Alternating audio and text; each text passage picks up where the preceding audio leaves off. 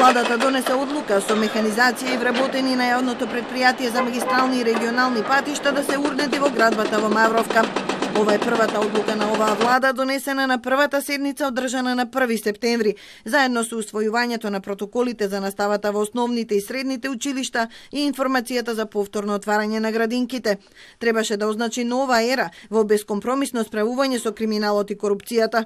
2 дена предходно при изборот на владата во собранието, премиерот Заев ја презентираше 4-годишната програма и вети подинамичен економски раст, ефикасна правна држава, активно членство во НАТО, успешен почеток и завршница на преговорите со ЕУ, како и успешно справување со светската пандемија на COVID-19.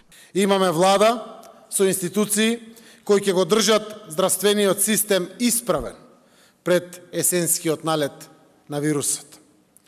Уште во првите месеци од мандатот, новата влада ќе обезбеди механизми за структурни реформи во јавната администрација, но и во делот на владење на правото, преку прочистување на судството и градење силна, независна правна држава. Доаѓа време на ред, правда и дисциплина. 100 дена подоцна од владата велат дека подготвуваат отчет за се што е досега сработено, но ќе го презентираат најверојатно на 103-тиот ден од изборот на владата. Првата јавна оценка поединечно ја даде министерот Бујар Османи, без да го спомене мандатното писмо, што ќе биде основа за увид во реализацијата на неговите обврски, како и кај другите министри. Овие беа исклучително добри 100 дена.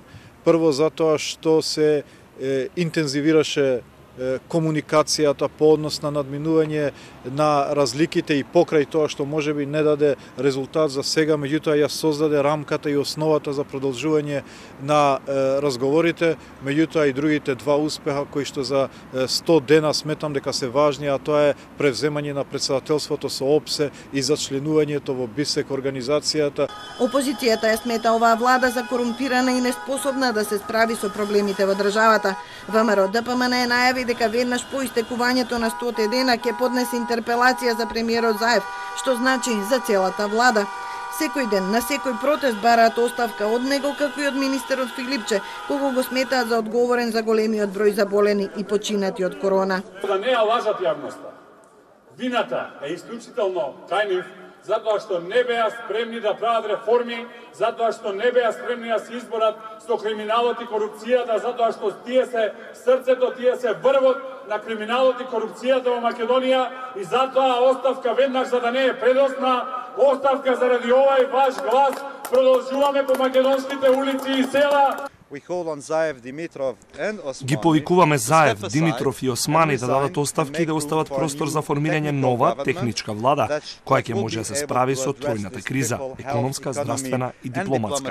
Проширената влада ќе има една главна задача – да ја подготви земјата за предвремени избори заедно со локалните.